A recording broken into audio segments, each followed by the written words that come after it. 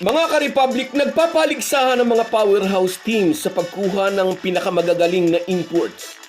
Nagmistulang arms race ang PBA at ang lahat ay naghahanda para sa isang gyera ng mga higante.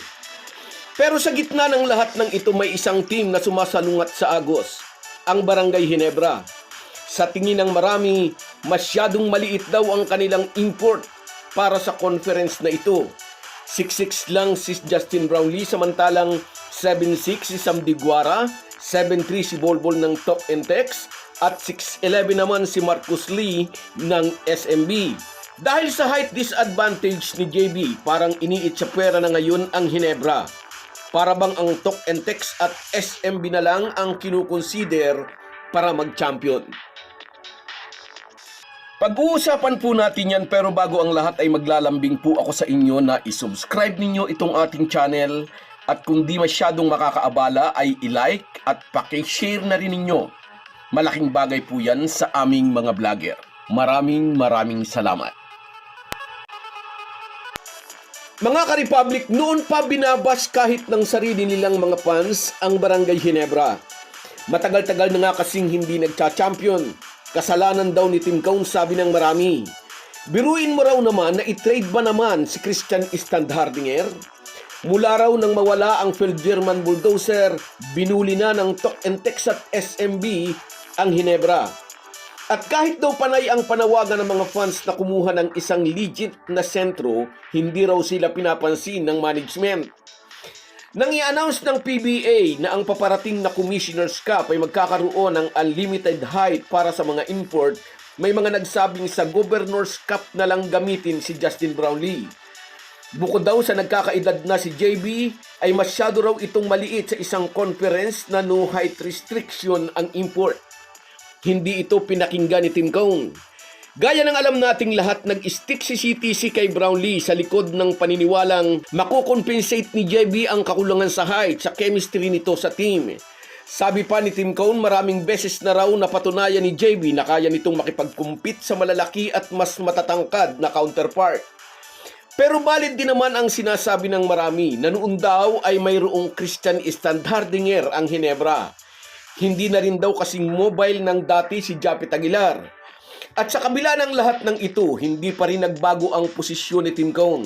Mas pipiliin daw niya ang isang 6'6 na si JB kaysa 7-footer na di pa kabisado ang sistema niya sa Ginebra. Chemistry versus height, isa yan sa aabangan ng marami para sa paparating na conference. Samantala, matapos gulantangin ng Tok and Tex ang PBA community sa pagdadala rito ng isang legit na NBA player sa katauhan ng 7'3" na si Bolbol, marami ang nagpalagay. Isa na nga rito ang Sports Insider na si Snow Badwa na TNT is the team to beat this conference. Si Bolbol ay naglaro sa Denver Nuggets noong 2019 hanggang 2022. Sa Orlando Magic from 2022 hanggang 2023 at sa Phoenix Suns from 2023 to 2025. Maraming beses nakakalaban ang tulad ni Nikola Jokic, LeBron James, Draymond Green at iba pang NBA superstar. Sinasabing dahilan bakit siya kinuha ng TNT, una, na-injured si Randy Hollis Jefferson while playing for Meralco sa East Asia Super League. At ang pangalawang dahilan, gusto na nilang tuldukan ang dominasyon ng SMB. Magkasunod na finals na tinalo ng San Miguel ang tropang 5G dahil kay Junmar Fajardo. Kahit sinong itapat nila kay Abay, hindi umubra. Kaya kinuha nila ang 7'3" na si Bolbol, isang higante na may ball handling, may tira sa labas.